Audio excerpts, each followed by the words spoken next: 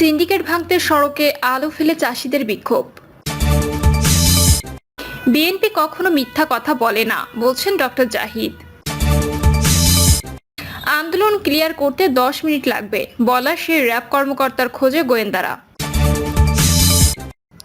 এবং সর্বশেষ জানাবো, কল্যাণ তহবিলে টাকা দেয় 500 কোম্পানি, উপদেষ্টা বললেন এটা হতে পারে।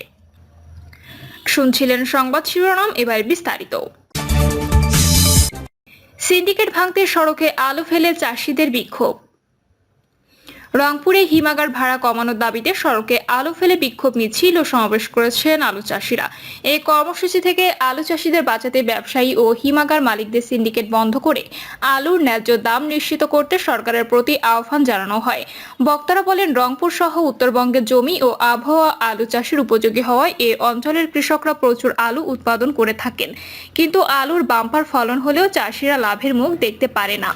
আলু যেহেতু পচনশীল সবজি, তাই বেশি দিন ঘরে রক্ষণ করে রাখা যায় না। চাষিদের দ্রুত আলু বিক্রি করতে হয়। এই সময় ব্যবসায়ী সিন্ডিকেট আলু বাজারে ধস নামিয়ে দেয়, ফলে স্বাভাবিকভাবে কৃষক হিমাগারে আলু রাখার চেষ্টা করেন। চাষিরা বলেন, সিন্ডিকেটে জড়িত ব্যবসায়ী বিভিন্ন কোম্পানির প্রতিনিধিরা হিমাগার মালিকদের সঙ্গে যোগসাজশ করে হিমাগারে বেশিরভাগ জায়গা আগেই বুকিং করে রাখে, ফলে কৃষকরা হিমাগারের চাহিদা অনুযায়ী আলু রাখার জন্য জায়গা পায় না। এভাবে ব্যবসায়ী সিন্ডিকেটের সঙ্গে কোল্ড স্টোর মালিকদের সিন্ডিকেট যুক্ত হয়ে কৃষককে পানির দরে আলু বিক্রি করতে বাধ্য করেন। এবারও দাম কম থাকার কারণে কৃষক জমিতে আলু বেশি দিন রেখে পরিপক্ক বীজ করার চেষ্টা করছে, কিন্তু হিমাগারে বেশিরভাগ জায়গা খাবার আলুর জন্য বুকিং থাকায় বীজ আলু কৃষকরা রাখতে পারবে না, ফলে আগামী বছর বীজের ভীষণ সংকট তৈরি হবে। নেতৃবৃন্দ অভিযোগ করে বলেন, প্রশাসনের তদারকির অভাবে হিমাগার মালিকরা রাতারাতি আলু ভাড়া দ্বিগুণ করে দিয়েছে। গত বছর এক বস্তা আলুর হিমাগার ভাড়া ছিল 280 টাকা, আর এবার একই পরিমাণ আলু রাখার জন্য ব্যয় করতে হবে 560 টাকা। এসব অনিয়ম, দুর্নীতি ও সিন্ডিকেট দেখার যেন কেউ নেই। বিএনপি কখনো মিথ্যা কথা বলে না, বলছেন ডক্টর জাহিদ। বিএনপি গত 17 বছর ধরে যা বলে আসছে, আজ তাই জাতিসংঘের প্রতিবেদনে উঠে এসেছে বলে মন্তব্য করেছেন বিএনপির স্থায়ী কমিটির সদস্য ও খালেদা জিয়ার ব্যক্তিগত চিকিৎসক ডক্টর এ.জে.এম জাহিদ হোসেন। তিনি বলেছেন, বিএনপি কখনো মিথ্যা কথা বলে না। ডক্টর জাহিদ বলেন, আজ জাতিসংঘের ফ্যাক্ট ফাইন্ডিং মিশন বলেছে, তোমরা যা বলছিলে সেটি সত্য। আল জাজিরা যে নিউজ করেছিল, এখন দেখা যাচ্ছে সেটিও সত্য। অর্থাৎ যা কিছু বিএনপি বলে তা সত্য। বিএনপি সত্যের উপর কথা বলে, সেটি আজ আন্তর্জাতিকভাবে স্বীকৃত। জাতিসংঘের প্রতিবেদনের পর আন্তর্জাতিক আদালত বা দেশীয় আদালতে আওয়ামী লীগের মুখ রক্ষা করার আর কিছুই থাকেনি, আজ সেটি প্রমাণিত।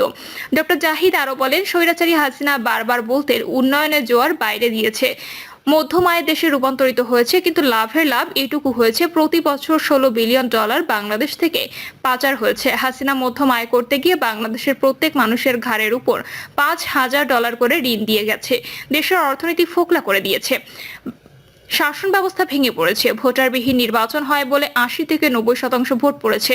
তিনি বলেন, রিজার্ভের 800 কোটি টাকা চুরি হয়ে গেল, কেউ জানে না।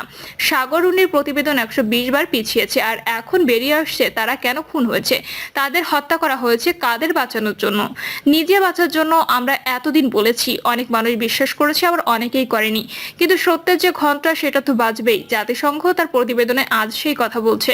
আওয়ামী লীগ তো সেই দল যারা মায়ের পেটে শিশুকেও গুলি করে মেরেছে। খুলনা বিশ্ববিদ্যালয়ের ঘটনা কারা ঘটিয়েছে সেজন্য ছাত্রদলের পক্ষ থেকে কমিটি গঠন করে দেওয়া হয়েছে উল্লেখ করে বিএনপির স্থায়ী কমিটির সদস্য ও খালেদা জিয়ার ব্যক্তিগত চিকিৎসক বলেন, গঠিত কমিটি জানাবে কারা সেখানে ঘটনা ঘটিয়েছে, কারা আগে উস্কানি দিয়েছিল। আমরা সেদিকে যেতে চাই না। আমাদের বক্তব্য হচ্ছে, আমরা ঐক্য ও স্বৈরাচারের পতন চাই। আমরা প্রথম দিনই বলেছিলাম, যারা স্বৈরাচার তাদের বিচার করতে হবে, যাদের হাতে রক্ত আছে তাদের বিচার করতে হবে। বিএনপির ওপর বারবার জুলুম নির্যাতন হয়েছে উল্লেখ করে তিনি বলেন, ভয় পাওয়ার কিছু নেই। বিএনপি আন্দোলন, সংগ্রাম, প্রতিকূলতার মাঝে কিভাবে সাঁতার কাটতে হয়, কিভাবে ঘুরে দাঁড়াতে হয় তা জানে। আন্দোলন ক্লিয়ার করতে 10 মিনিট লাগবে, বলা সেই র্যাব কর্মকর্তার খোঁজে গোয়েন্দারা। জুলাই আগস্ট গণ অভ্যুত্থান চলাকালে রাজধানীর যাত্রাবাড়ী হটস্পটে ছাত্র জনতার বিরুদ্ধে পরিচালিত ক্র্যাকডাউনে নেতৃত্ব দেন পুলিশের আলোচিত অতিরিক্ত ডিআইজি মোহাম্মদ ফরিদ উদ্দিন।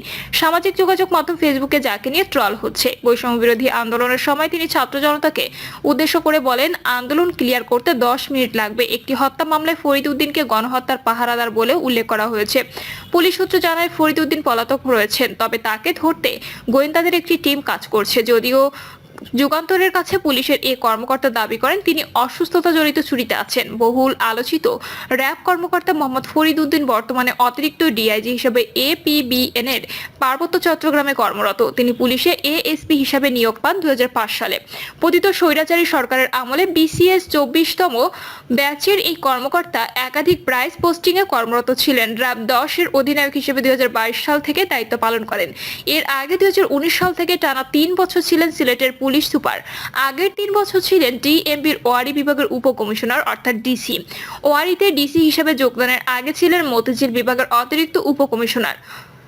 ডিএমপিতে পদায়নের আগে ছিলেন চট্টগ্রাম জেলার অতিরিক্ত এসপি। জুলাই আগস্ট বিপ্লবের সময় যাত্রাবাড়ি এলাকায় দেওয়া তার একটি বক্তব্য সামাজিক যোগাযোগ মাধ্যমে ভাইরাল হয়। 5ই আগস্ট রাজনৈতিক পট পরিবর্তনের পর তাকে বদলি করা হয় এপিবিএন পার্বত্য চট্টগ্রাম এলাকায়। ইতিমধ্যে তার বিরুদ্ধে বেশ কয়েকটি হত্যা মামলা হয়েছে। পুলিশ সদর দপ্তরের উচ্চ পর্যায়ের সূত্র জানায়, চলতি মাসের শুরু থেকেই কর্মস্থলে অনুপস্থিত আছেন মোহাম্মদ ফরিদ উদ্দিন। যাত্রাবাড়ি এলাকায় আন্দোলন দমনে তার ভূমিকা ছিল খুবই অপেশাদার ও গুরুত্বপূর্ণ। 2024 সালের নির্বাচনের পর স্বৈরাচারের এই দোসর পান বাংলাদেশ পুলিশ পদক। ফ্যাসিস্ট সরকারের পক্ষে তার অবদান সামাজিক যোগাযোগ মাধ্যমে ছড়িয়ে পড়েছে।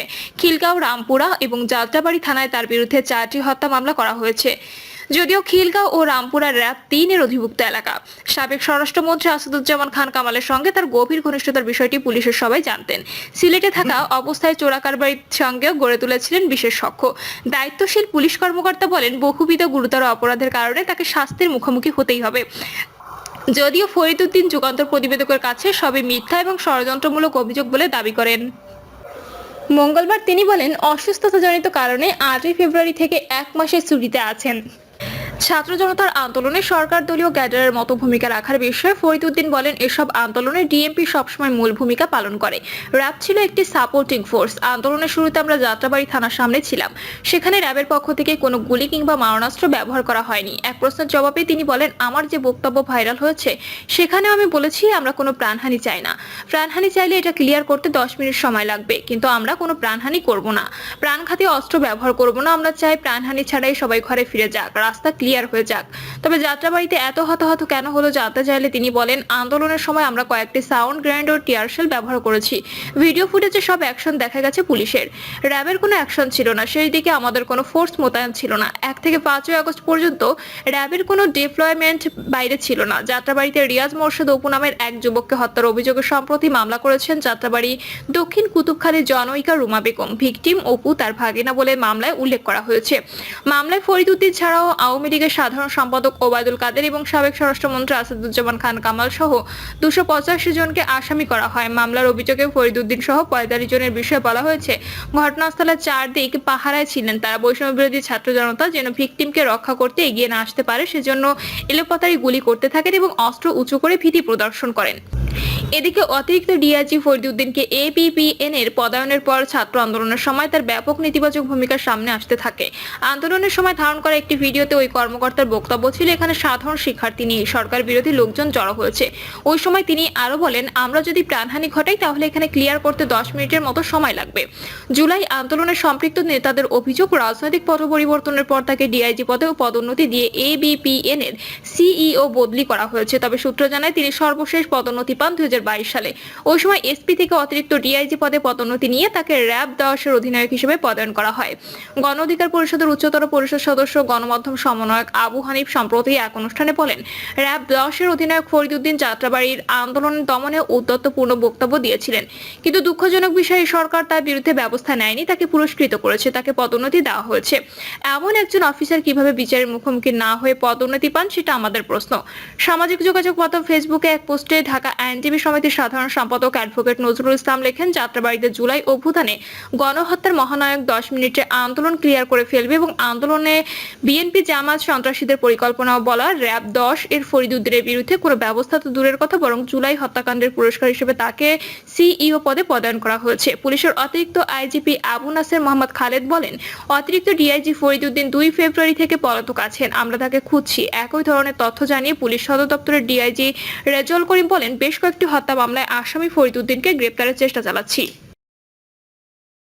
প্রিয় দর্শক, এই ছিল এখনকার সর্বশেষ সংবাদ। আপডেট সব সংবাদ পেতে চ্যানেলটি সাবস্ক্রাইব করে বেল আইকনটি ক্লিক করে রাখুন।